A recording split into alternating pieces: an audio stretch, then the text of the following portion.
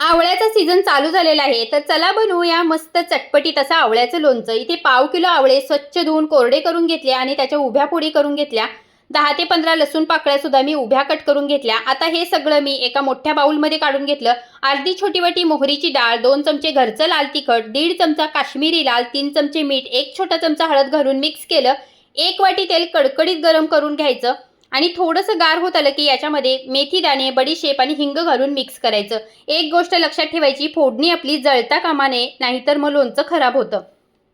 आता हे तेल म्हणजे ही फोडणी जेव्हा गार होईल तेव्हाच आपल्याला लोणच्यावर ओतून घ्यायची. कडकडीत फोडणी लोणच्यावर कधीच ओतायची नाही. आणि मग हे लोणचं आपण काचेच्या बरणीमध्ये किंवा सिरॅमिक जारमध्ये भरून ठेवायचं. आधीमध्ये 2 दिवसांनी हे हलवत राहायचं म्हणजे जास्त दिवस टिकतं.